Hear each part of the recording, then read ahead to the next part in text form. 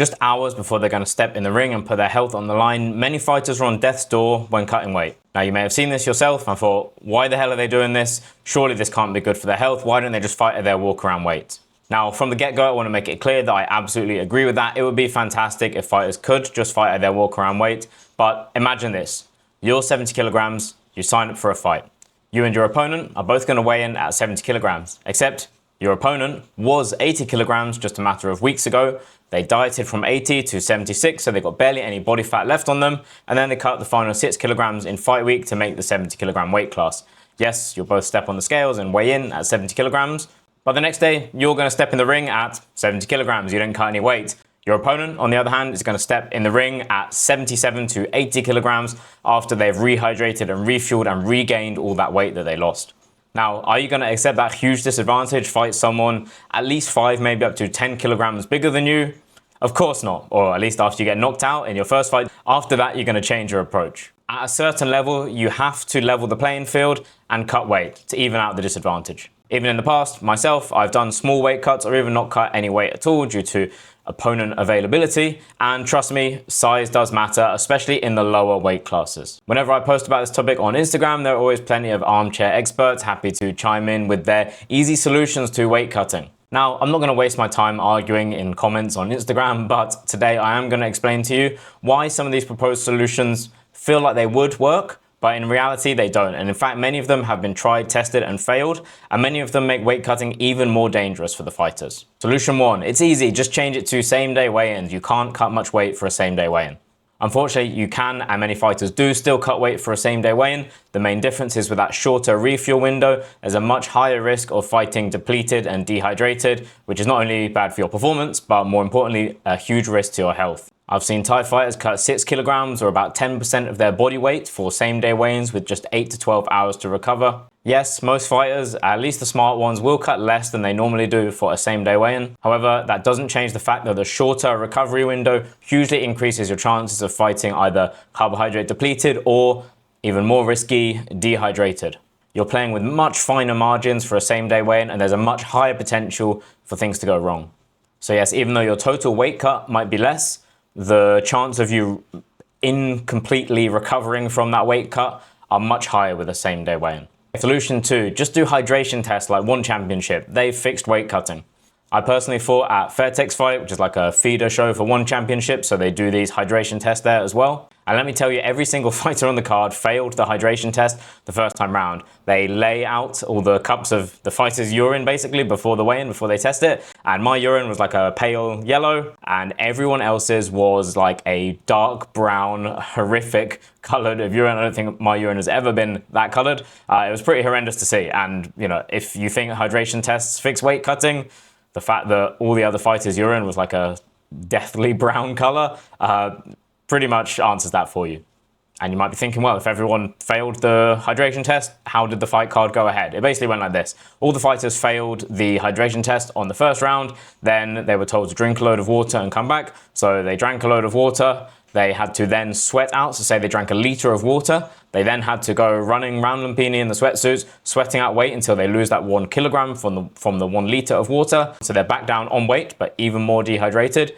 They pee out the weight, which is hydrated because they've just drunk some water, and then they pass the weight. But it's a huge risk because when you're consuming lots of fluid without any electrolytes and then sweating loads of it out, what you're doing is you're increasing the risk of something called hyponatremia, which is where you have lower, dangerously low concentrations of sodium in the blood.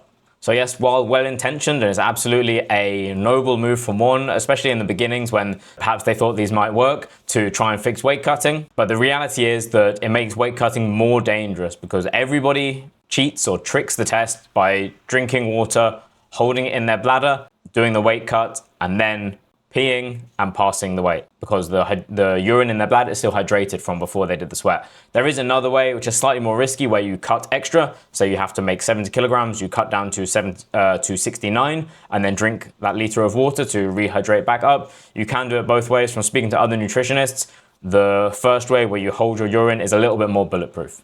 And what happens is you go through all of this and you essentially arrive back at the same initial problem of weight cutting. Initially, weight cutting is basically cheating the system.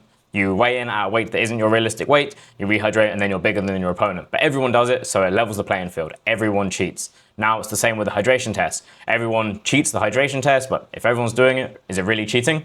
Who knows? But everyone does it, and the fact of the matter is that if you don't do that, if you do it how it's like intended to be, then you're actually at a huge disadvantage. So you have to cheat in order to not be at a disadvantage, let alone gaining an advantage. So the addition of hydration tests actually make it more dangerous to cut weight, because not only are you downing a bunch of plain water in a state of depletion where you're already dehydrated, which can increase the risk of hyponatremia, but you also have to cut more weight in order to pass the test. If you have to drink an extra 0.5 to 1 liter to make sure there's hydrated urine in your bladder, that's an extra half to 1 kilogram you need to cut. And it's just the same dilemma as we have with weight cutting. It's accepted cheating. You have to do it to avoid being at a disadvantage. I've done it myself. I've done it with my clients. And if you didn't do it, you'd be fighting a bigger opponent. So all of these additional steps and additional risks just to end back at the same problem weight cutting started with in the beginning. Well, what about solution 3? It's simple. Just weigh them immediately before the fight. Easy. While in theory this might sound great, we live in the real world. What happens when a fighter misses weight 30 minutes before they're about to step in the ring or cage?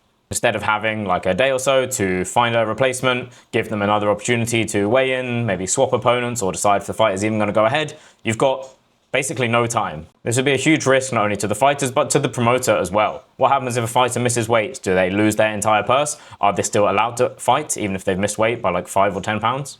Does their opponent who actually made the weight get paid? And does that change whether the fight goes ahead or not?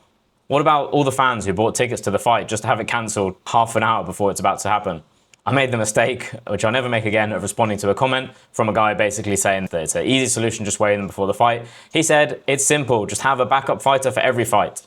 Now, if you've never fought and have nothing to do with combat sports, like this guy obviously did, I can see how that might feel like a reasonable answer. But here's the truth. Either the backup fighter would get paid regardless, which the promoter would never do. They'd have to pay an extra person for every single fight. Promoters aren't exactly the type to give out money for free. Or they would only get paid if they actually stepped up and had to fight, in which case, why would anyone be a backup fighter? Time off work, dieting, making weight, missed time with friends, missed time with family, costs of fight camp, all to probably not fight and not get paid. And this guy in the comments even claimed he would be willing to be an unpaid backup fighter, at which point I realized, okay, this guy doesn't know what he's talking about. Let's end the discussion there. When I went back to look at his comments for reference to this video, I saw that he deleted them all, so there you go. And on to the fourth and final solution, weigh them every week throughout fight camp. And again, unfortunately, this suffers the same issue as the other solutions, where it's great in theory, but in practice, it just doesn't pan out. What happens if you're a little bit overweight 4 weeks out? Are you going to be honest, fail the weight check, and have whatever punishment the promoter decides, whether that's losing some money, losing your entire purse, having the fight cancelled? Of course you're not. You're going to do a little sweat, you're going to make the weight, and then you're going to rehydrate after. How do I know that would be the case? Because the WBC already does this. They do these little mini weight checks throughout camp, and just like one championship with the hydration testing, a valiant attempt, but in practice it doesn't work. The fighters just do little mini weight cuts to pass the little checkpoints throughout camp if they would have otherwise failed it. And again, similar to the other methods, it just makes the weight cut more dangerous. Instead of doing one final weight cut in fight week, you're doing multiple mini weight cuts throughout fight camp to meet these weight check-off points. So what is the solution? I'm not just going to trash all the proposed solutions here and not give you my opinion on what I think is currently the best solution in existence. And I say best solution because there isn't really a complete solution. As long as fighters believe it offers them a benefit, they are going to cut weight. It's a simple fact. And whatever measures you put in place to stop that, fighters are going to work their way around it however they can. I do think same-day weigh-ins have some benefit, especially at an amateur level. As long as fighters are doing the right things, working with a nutritionist and having a science-backed plan to make sure they are able to correctly refuel in that short window. Unfortunately, most fighters just listen to their coach, and this can result in listening to outdated and downright dangerous advice. So the risks remain very high with that approach. I believe the best solution currently is what the UFC Performance Institute are doing. They give free fight week guidance to all fighters on a UFC roster, including weight cuts and refuel support for all of the fighters, and even providing their meals on fight week and guiding them through the water cut. You can't stop fighters cutting weight, but you can ensure they go about it in a less extreme way, following safer, science-based practices, lessening the risk of damage to not only their performance, but also their health, and they're put on much better, more exciting fights as a result.